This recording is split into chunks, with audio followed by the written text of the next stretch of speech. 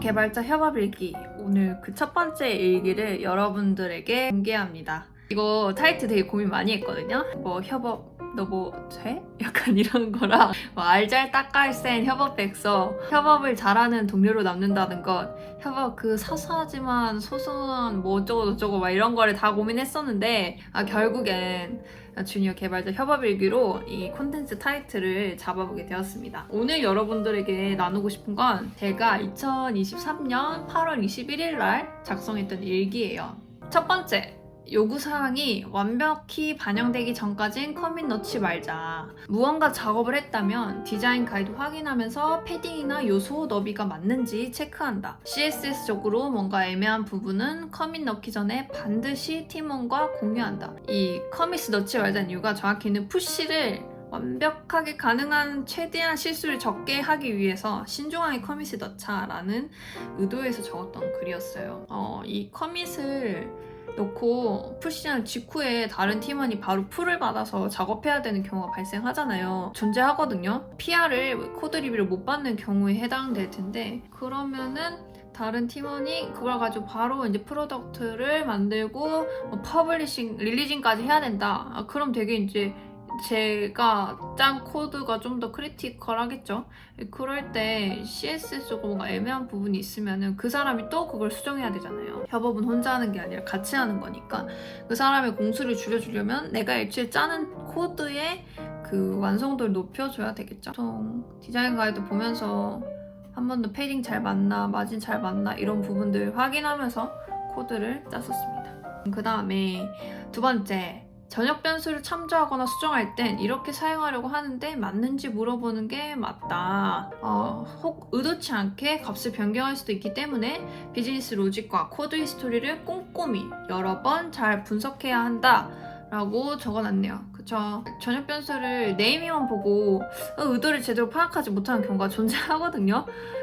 잘못 사용해서 상태 꼬이면 진짜 정말 끝도 없어요. 너무 무서운데 그런 경우를 좀 줄이기 위해서 미리 이 코드 히스토리 잘 파악해놓고, 그리고 그 비즈니스 로직도 기획서 보면서 잘 이해해가지고 여러분 잘 분석한 다음에 변수를 사용을 해야 합니다. 세 번째, 생으로 짜거나 라이브러리를 사용하거나 둘 중 하나를 고민 중이라면 라이브러리 레퍼런스를 많이 찾아보자. 보통 퍼블릭하게 사용되는 라이브러리일수록 여러 케이스를 대응하기 위한 프로퍼티가 개발되어 있기 마련이다. CSS를 커스터마이징하는 부분도 불가능한 부분이 거의 없기에 가이드 문서를 꼼꼼히 찾아보면 좋다. 자, 이거는 제가 리액트 네이티브 개발하면서 잘 처음 써보니까 뭘 모르겠는 거예요. 그래서 이거 CSS적으로 수정해야 되는데 일단 API로 불러서 컴포넌트를 그려주니까 뭔가 이거 안 되는 것 같은 거예요. 뭐 타입에러 생기고, 그래서 안 되나 보다 이러고 문서 찾아봤는데 그 관련된 기능이 안 보여요. 심지어 안 찾아본 게 아니에요. 찾아봤어. 근데 저는 제 선에는 최선을 생각했는데, 왜냐면 시간이 촉박하니까 빨리 기능을 쳐야 되고 푸시해야 되겠고, 그러다 보니까 급해서 그냥 제가 생으로 짰는데 이미 라이브러리가 있었던 거죠. 그쵸, 라이브러리가 없지 않아요. 퍼블릭한 라이브러리, 웬만한 저희가 생각하는 예외 케이스들은 다 이미 고려를 해서 짜놓은 거기 때문에 없는 경우가 거의 없거든요. 그래서 그런 것들은 이제 사실 문서를 봐도 모르기 때문에, 근데 분명 내 선임은, 내 다른 동료는 그걸 사용했을 수 있단 말이죠.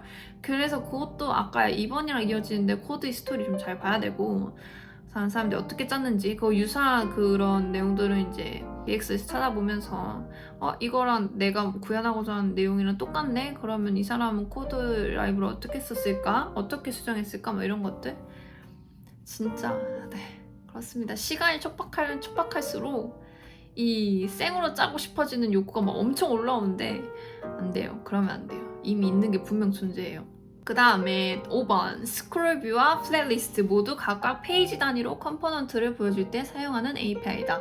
그래서 둘이 중첩해서 사용하면 안 되며 각각의 API도 하나의 페이지에 여러 개 나열해서 사용하면 올바르지 않다라고 되어 있네요. 네, 이것도 제가 리액트 네이티브에서 개발할 때 사용했던 API인데 그냥 API 호출해가지고 컴포넌트에 뿌려주는 거였거든요. 근데 제가 이거를 처음에 중첩해서 사용하기도 하고 한 페이지 안에 스크롤 뷰랑 플레이리스트를 둘 다 쓴 거예요. 스크롤 뷰. 말만 이름 들어도 일단 스크롤 뷰 상하로 내려가는 그 스크롤 뷰 페이지 플레이리스트는 좀 이렇게 차곡차곡 쌓여져 스택처럼 쌓여져 있는 그런 류의 페이지인데 아예 페이지 단위를 위한 컴포넌트였는데 그 용도도 모르고 제가 잘못 사용하고 있었던 거예요.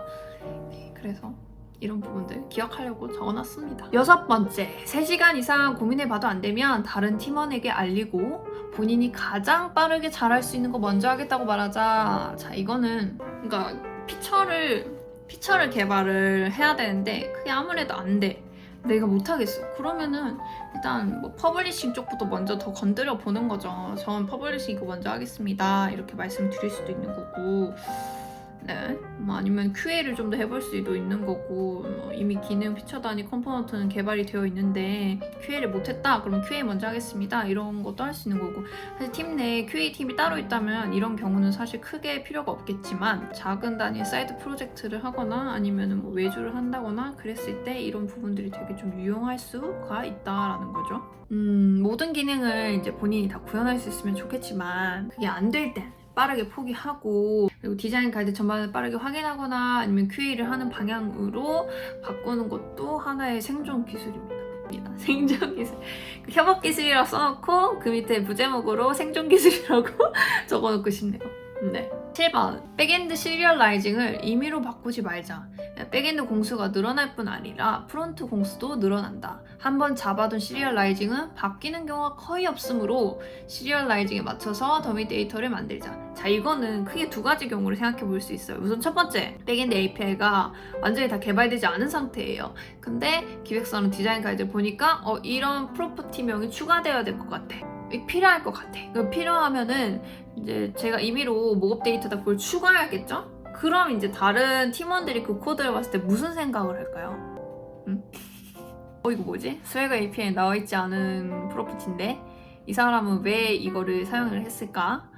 뭐 의문점이 들지 않을까요? 근데 저는 그거에 대한 생각을 갖지를 못하고 일단 필요하니까 내가 넣었고 커밋해 하고 푸시했어 이러면은 안 되는 거예요. 저는 진짜 몰랐어요. 그냥 기획서 봤으니까 퍼블리싱 하라 했고 퍼블리싱 하면 데이터 바인딩을 바로 못 하잖아요. 일단 API 개발이 안 돼 있으니까. 그래서 임의로 목업 데이터 프로퍼티를 정의를 했는데 그것마저도 API 가이드 문서에 맞게 작성을 하는 게 올바르다는 거죠. 임의로 제가 생각해서 프로퍼티명 작성하면 안 된다는 거죠. 헷갈리니까. 다른 사람들부터 이해를 못할 수 있으니까 그 코드를 봤을 때. 그리고 이미 근데 뭐 예를 들면 개발은 되어 있는데 그 개발된 프로퍼티 어떤 값이 더 추가가 돼야 된다. 그렇다고 하면은 그것 또한 미리 요청을 드리고, 그리고 그 요청을 드렸을 때 백엔드 쪽에서도 그게 필요한 것 같네요 라고 동의를 얻고, 그 다음에 그게 개발이 돼서 배포까지 완료된 상태에서 그때 목업 데이터를 바꿔줘야 되는 건데 저는 그냥 임의로 바꾸고 사용하고 있었으니까 다른 팀원들이 봤을 때 이게 뭐냐라고 의문점이 들었던 거죠. 만약에 제가 미리 제가 이러이러한 시리얼이 필요할 것 같은데 여기가 지금 프로퍼티는 있지만 그 프로퍼티에서 응답을 내려받는 값에는 그게 없다. 이런 거는 어떻게 해야 되느냐라고 미리 선임한테 여쭤보고 아니면 백엔드 쪽 담당자랑 얘기를 나누고 그랬으면은 또 몰라요. 그게 공유가 된 이슈니까. 근데 공유가 되지 않은 이슈는 그걸 갑자기 그냥 나 혼자 코드에 임의로 반영을 하고 작성한다? 그건 아니라는 거죠. 조심해야 된다는 거죠. 그 다음 8번.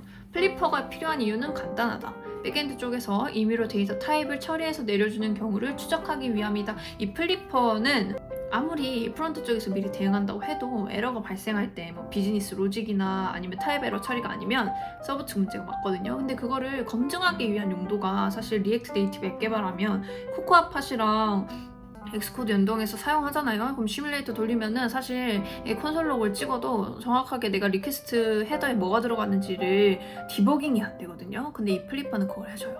좋죠? 근데 환경 설정하기 좀 많이 어려웠어요. 그래서 이 프로젝트 거의 막바지쯤에 환경 설정 성공을 했는데 디바이스에서 이 플리퍼 연동하려고 하니까 자꾸 막히는 거예요.